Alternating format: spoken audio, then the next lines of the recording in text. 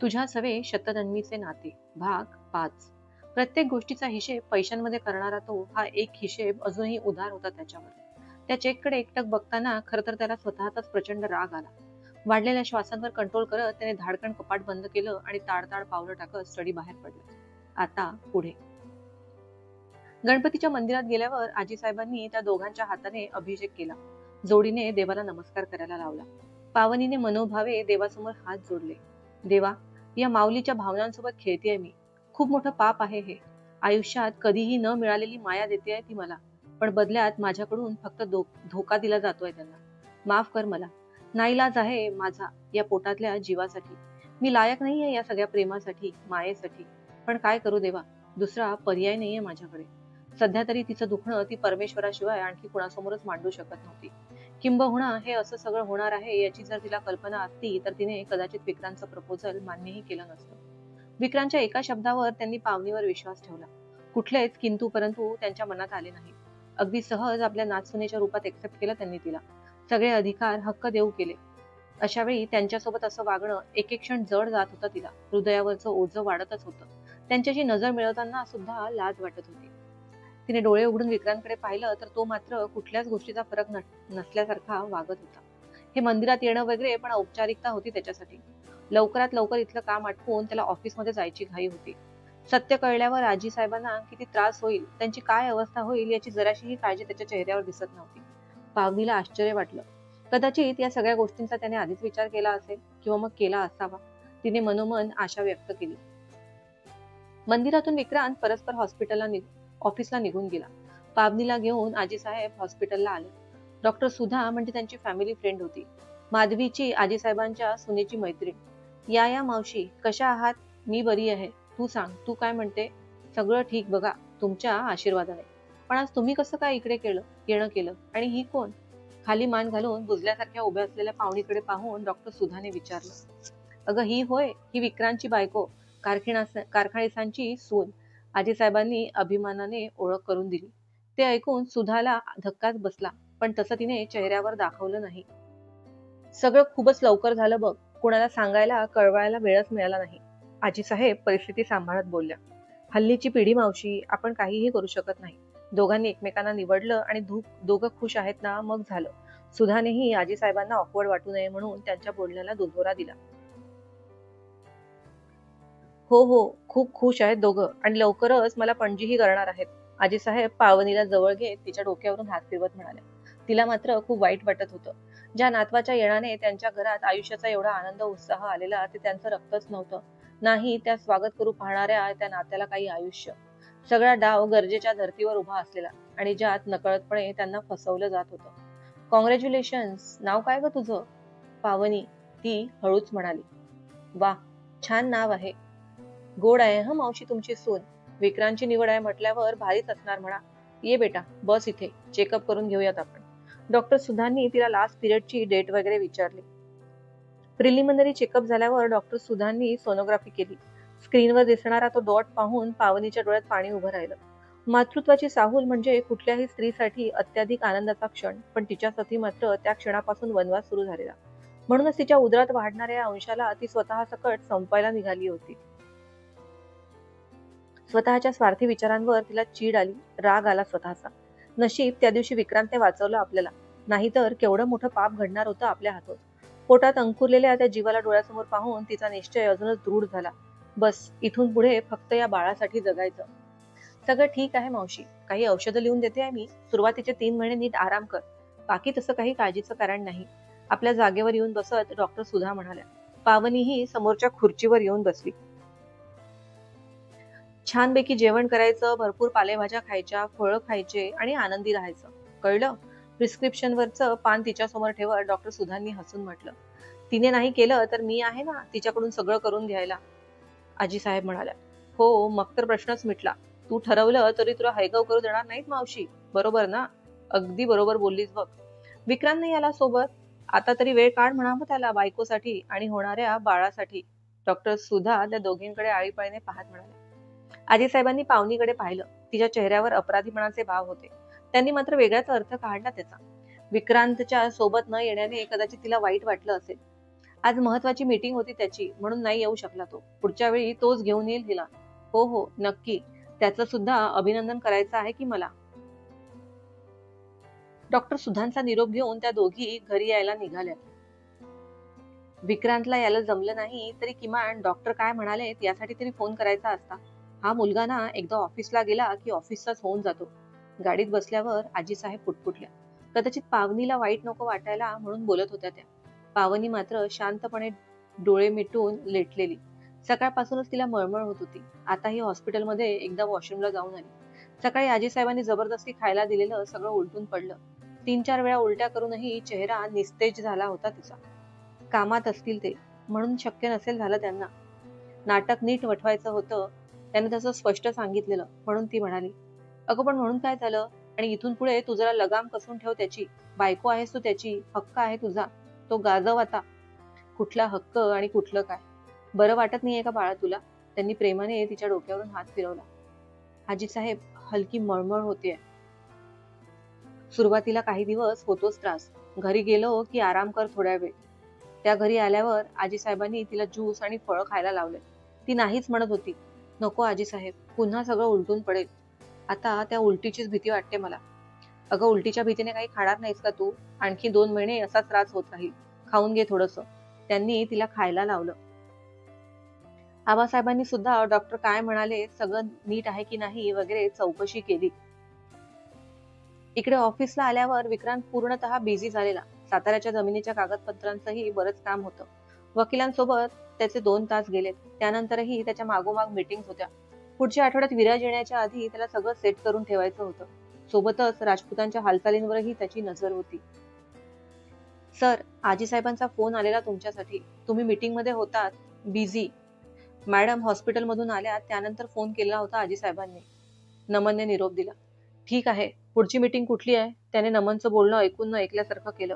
तसंही त्याला कुठे काय फरक पडत होता ते सगळं जाणून घेण्याने.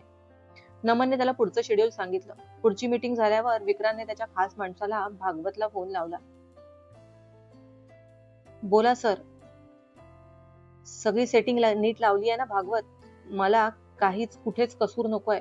डोंट वरी सर, अगदी सगळं प्रूफ सकट रेडी आहे. गुड. संध्याकाळी फोन करून अपडेट करा मला. Yes sir.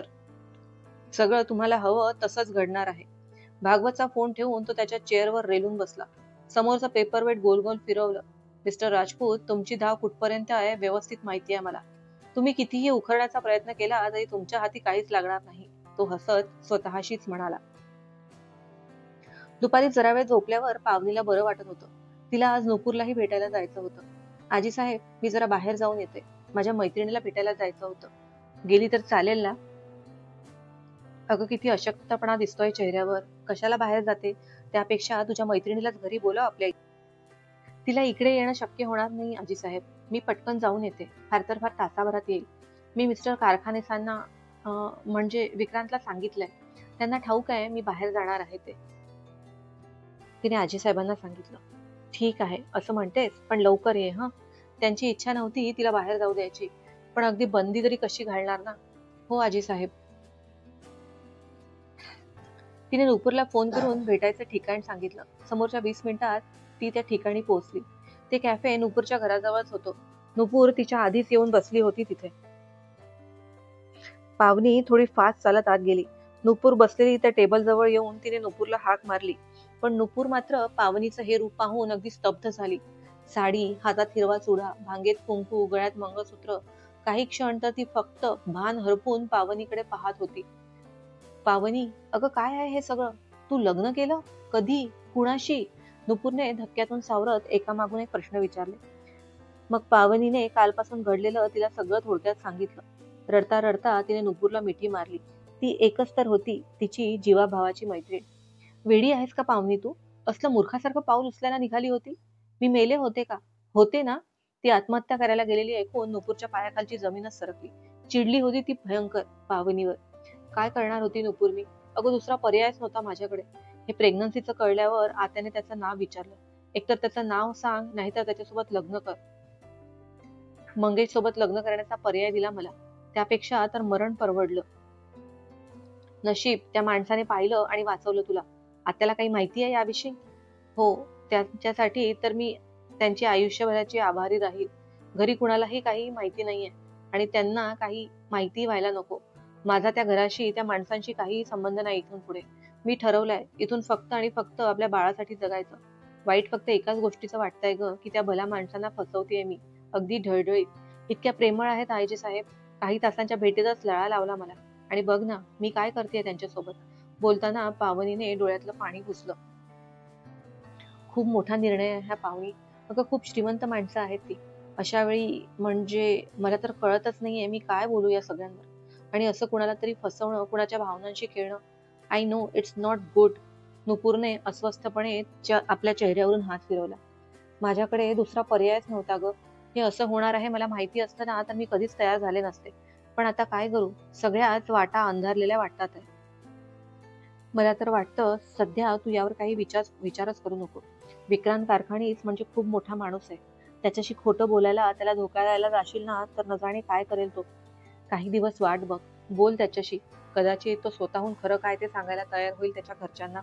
नुपूर पावनीच्या हातावर हात ठेवत तिला समजावत, तिला धीर देत म्हणाली, तसंच करावं लागेल. बरं मला सांग, तुला काही माहिती मिळाली त्याची? नाही अगं, मी स्वतः जाऊन चौकशी केली. इवन रियांश दादाची सुद्धा मदत घेतली. त्याचे पण बरेच कॉन्टॅक्ट असतात. पण काही उपयोग झाला नाही. ती माणसं म्हणतात की तो पुन्हा तिकडे फिरकलाच नाही. नुपूरचं बोलणं ऐकून पावनी निराश झाली. तिला वाटलं होतं काहीतरी कळेल त्याच्याबद्दल. पण नाही. निराशाच हाती आलेली. आणि हे घे, तू मागे दिलेलं माझ्याजवळच राहिलं. कदाचित याची कधी भविष्यात मदत होईल तुला त्याच्यापर्यंत पोहोचायला. नुपूरने तिच्या पर्समधून एक छोटं पाकिट काढून पावनीच्या हातात दिलं. थँक्यू नुपूर. तू जी काही मदत करते ना माझ्यासाठी, खरंच माझ्याकडे शब्द नाहीये तुझे आभार मानायला. कानाखाली आवाज काढेल हं, थँक्यू म्हणालीस तर. तुला कधीही गरज लागली तर मला आवाज देऊ शकतेस तू. कळलं? आणि जपून राहा. काळजी घे स्वतःची. यातून नक्कीच काहीतरी मार्ग निघेल. टेन्शन घेऊ नकोस. दोघांनी एकमेकींना मिठी मारून एकमेकांचा निरोप घेतला. गाडीत बसून पावनी घरी यायला निघाली. आपल्या आयुष्याचा रस्ता तिने पक्का केलेला, पण तरीही एकदा त्याला भेटायचं होतं. जा विचारायचा होता त्याला. इकडे पावनीच्या मागावर विक्रांतने ठेवलेल्या त्याच्या माणसाने त्याला फोन करून ती तिच्या मैत्रिणीला भेटायला गेल्याचं कळलं. अर्थात तिने सकाळीच त्याला हे सांगितलेलं, पण सध्या जोवर त्याचा प्लान पूर्णपणे तडीत जात नाही तो कुणावरही विश्वास ठेवणार नव्हता. म्हणूनच त्याने पावनीच्या मागावर सुद्धा आपली माणसं ठेवली होती. मॅडम त्यांच्या मैत्रिणीला भेटायला गेल्या होत्या सांज सलोनी कॅफेमध्ये. आत्ताच निघालेल्या आहेत तिथून घरी जायला. त्या माणसाने माहिती पुरवली. ओके बोलून त्याने फोन कट केला. मिस्टर राजपूत यांच्या ऑफिसमध्ये असताना त्यांचा फोन वाजला. फोनवरचं नाव पाहून उत्साहाने त्यांनी फोन रिसीव्ह केला. Hello sir. हा बोल रे. काय खबर?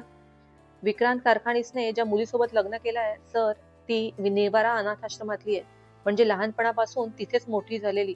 4 वर्षांची असताना तिला कोणीतरी आश्रमात आणून सोडलं. सगळे रेकॉर्ड्स, डॉक्युमेंट्स चेक केले आहेत. आय थिंक तो खरं बोलतोय. समोरचा माणूस शांततेत म्हणाला तसं मिस्टर राजपूतांनी हातातला फोन जोरदार खाली आपटला.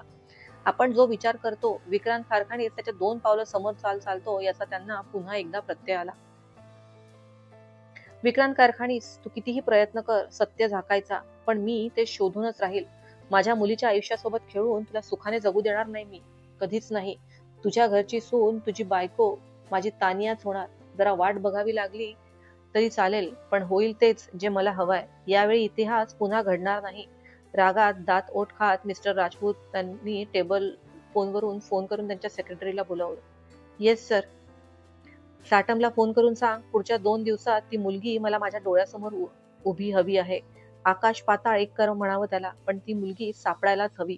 कुठल्याही परिस्थितीत. बस एकदा का ती सापडली की विक्रांत कारखानीसला माझ्या पायाशी यावंच लागेल. सेक्रेटरीने साटमला फोन केला आणि स्पीकरवर टाकला. सर, मी सगळीकडे शोधतोय, पण ती मुलगी त्यानंतर तिथे कधी आलीच नाही असं म्हणणं आहे त्यांचं. इनफॅक्ट त्या दिवशी सुद्धा पहिल्यांदा आली होती ती तिथे. साटमने आधीच सांगितलेली माहिती पुन्हा सांगितली. तुझी कारणं नकोय साटम मला. 48 तासांचा वेळ आहे तुझ्याकडे. 48 तासात ती मुलगी मला माझ्या डोळ्यासमोर उभी आहे. बस दॅट्स फायनल. कपाळावरचा घाम पुसत साटमने राजपूतचा ऐकून फोन ठेवला. आजचा भाग कसा वाटला ते नक्की सांगा. भेटूया लवकरच पुढच्या भागात. आधीच्या भागांवर तुम्ही दिलेल्या प्रतिसादासाठी खूप खूप धन्यवाद. अजूनही ज्यांनी चॅनलला लाईक आणि सबस्क्राईब केलं नसेल त्यांनी जरूर करा. हे चॅनल म्हणजे अशाच नवनवीन कथांचा खजिना आहे. तो मिळवायचा असेल तर कृपया चॅनलला लाईक आणि सबस्क्राईब नक्की करा. धन्यवाद.